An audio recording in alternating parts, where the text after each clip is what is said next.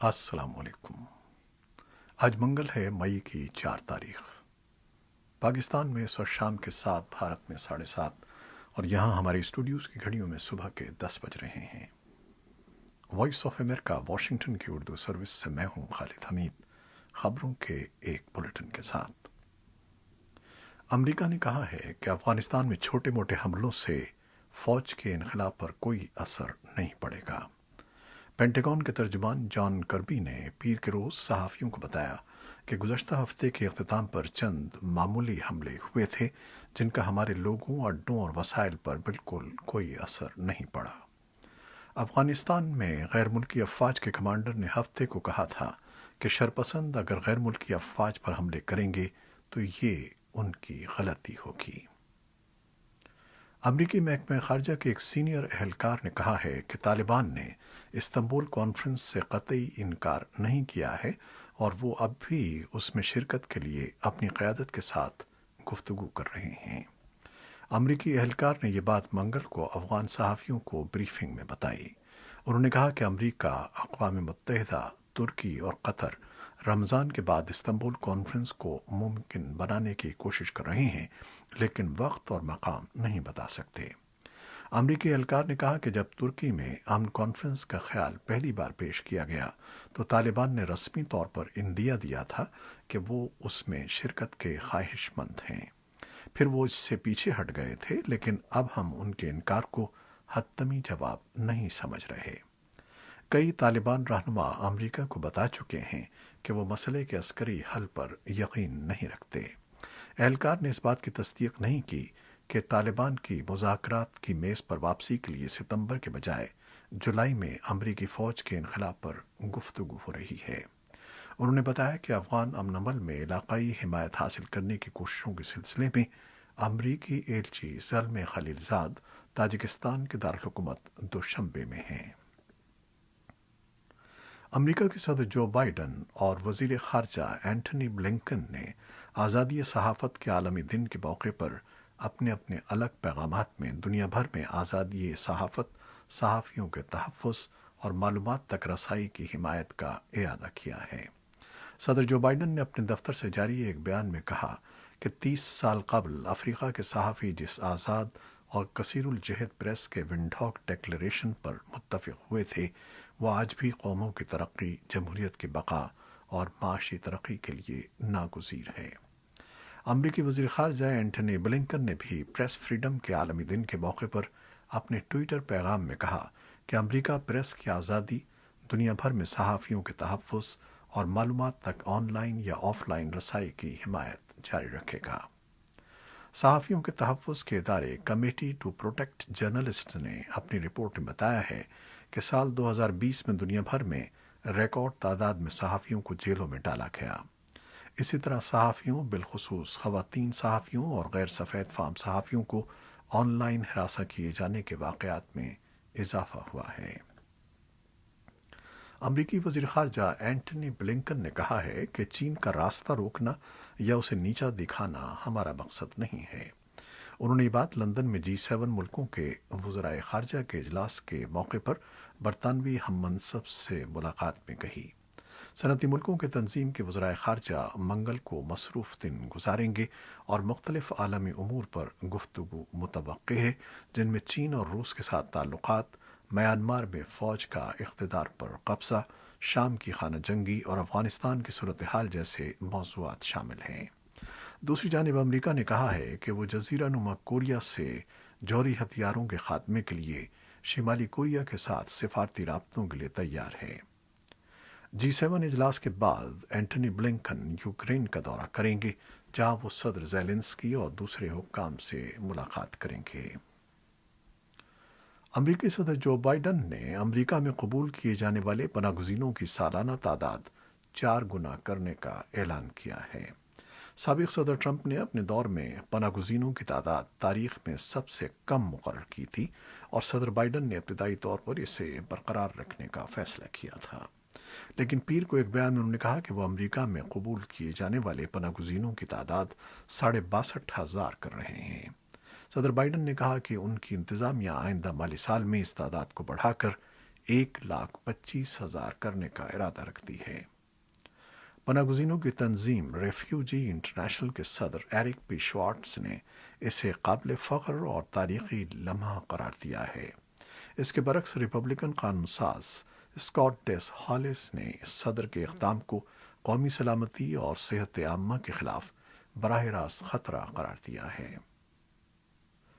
Biden انتظامیہ نے پیر کے روز اعلان کیا کہ امریکہ اور میکسیکو کی سرحد پر اپنے والدین سے جدا ہو جانے والے بچوں کو اس ہفتے امریکہ میں دوبارہ ان کے والدین سے ملوایا جائے گا۔ یہ بچے سابق امریکی انتظامیہ کے دور میں غیر قانونی طور پر امریکی سرحد کے اندر داخل ہوئے تھے۔ امریکی محکمہ ہوم لینڈ سیکیورٹی کے سیکریٹری کے مطابق ان خاندانوں کو ملوانا انتظامیہ کی جانب سے بڑے پیمانے پر جاری کاوش کے ایک سلسلے کی کڑی ہے۔ صدر جو بائیڈن نے تعلیم اور بچوں کے لیے مختص اخراجات میں اضافے کے اپنے منصوبوں کو فروغ دینے کے لیے ورجینیا کے ساحلی علاقوں کا دورہ کیا۔ صدر نے خاندانوں کی فلاح کے لیے گزشتہ ہفتے $1.8 ٹریلین مختص کرنے کی تجویز دی تھی اور آج کا دورہ اسی اعلان کا ایک حصہ تھا۔ صدر نے امریکیوں کو 2 سال مفت ٹیوشن فری کمیونٹی کالج کی سہولت فراہم کرنے کے لیے $109 بلین خرچ کرنے کی تجویز پیش کی ہے۔ صدر $62 ارب ایسے پروگراموں کے لیے وقف کرنے کے خواہاں ہیں جو کمیونٹی کالجوں اور ایسے اداروں میں تعلیم کی تکمیل کی شرح کو بہتر بنا سکیں جو بنیادی طور پر پسماندہ طلباء کے لیے تعلیمی سہولت پیش کرتے ہیں۔ پاکستان میں انسانی حقوق کی صورتحال پر نظر رکھنے والی غیر سرکاری تنظیم human rights commission of Pakistan نے کہا ہے کہ عالمی وبا کی وجہ سے نہ صرف ملک میں موجود عدم مساوات میں مزید اضافہ ہو گیا ہے بلکہ اس سے لاکھوں افراد کے روزگار ختم ہونے کا خطرہ پیدا ہو گیا ہے۔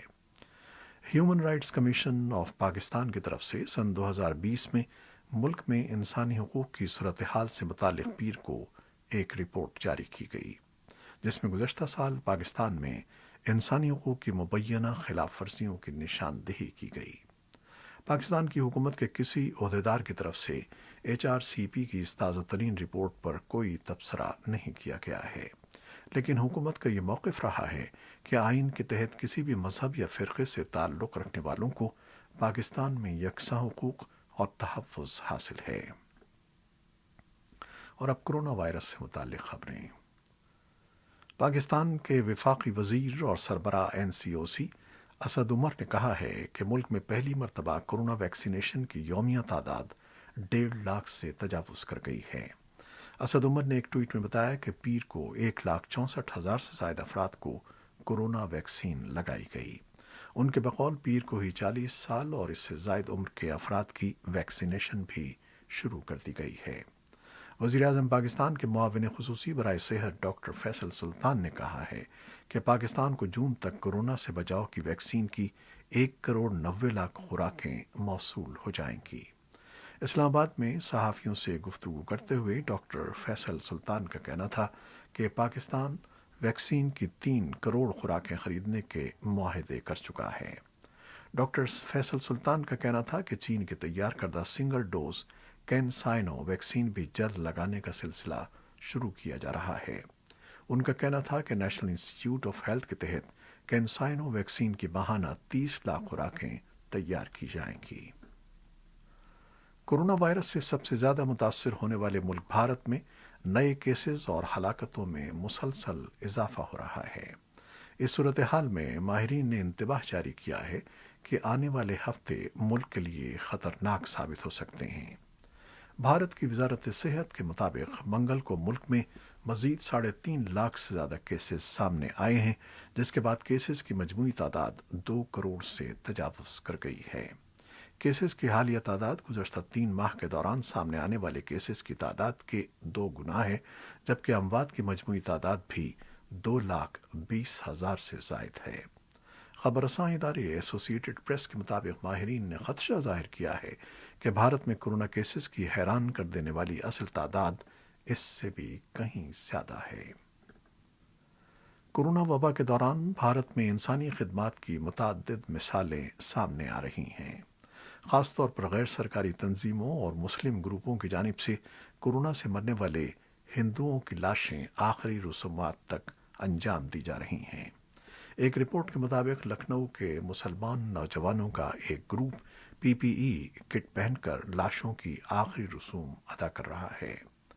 महाराष्ट्र के युतमाल जिले के 4 मुस्लिम नौजवानों का एक ग्रुप अब तक 800 से जायद हिंदू लाशें नजर आतिश कर चुका है। सिखों और हिंदुओं के ग्रुप भी ऐसी खिदमत अंजाम दे रहे हैं। मुबसरीन के मुताबिक इन वाक़यात की वजह से मुआशरे में फ़िरक़ावाराना हम आहंगी और भाईचारे का माहौल कायम हो रहा है और उन्हें उम्मीद है कि इससे हिंदुओं और मुसलमानों के दरमियान नफ़रत की जो खलीज पैदा कर दी गई थी उसको पाटने में मदद मिलेगी। ताइवान ने गुज़श्ता 14 रोज़ के दौरान भारत में रहने वाले मुसाफिरों के मुल्क में दाखिले पर पाबंदी आयद कर दी है, जिसका इतलाक़ मंगल से होगा। ताइवानी हुक्काम का कहना है कि ये पाबंदी मुल्क में वायरस का फैलाव रोकने के लिए लगाई गई है। खबरसां इदारे रॉयटर्स के मुताबिक भारत में वायरस के तेज़ी से फैलाव का सबब बनने वाला भारतीय वेरिएंट बरतानिया और ईरान समेत दुनिया के 17 ममालिक तक फैलने का इंकशाफ हुआ है। ऑस्ट्रेलिया पहले ही भारत से आने वाले मुसाफिरों के दाखिले पर पाबंदी आयद कर चुका है। भारत में गुज़श्ता कई रोज़ से रोज़ाना 3 लाख से जायद यौमिया केसेस रिपोर्ट हो रहे हैं, जबकि अमवात भी मुसलसल बढ़ रही हैं। रूस ने चीन की 3 बड़ी कंपनियों के साथ कोरोना वायरस के खिलाफ बनाई गई रूसी वैक्सीन स्पुतनिक 5 बनाने के लिए मुआहदा किया है, क्योंकि दुनिया भर में इसकी मांग में इजाफा होता जा रहा है। रूस ने हालिया हफ्तों में चीन की वैक्सीन बनाने वाली कंपनियों के साथ 3 मुआहदों का ऐलान किया है, जिनके तहत ये कंपनियां कुल 260 बिलियन खुराकें तैयार करेंगी। इस फैसले के मानी ये हैं कि लातीनी अमरीका, मशरक़ वस्ता और अफ्रीका के वो ममालिक जिन्होंने रूस से वैक्सीन दरामद करने के मुआहदे किए हैं, उन्हें रूसी वैक्सीन तक जल्द रसाई हासिल हो जाएगी।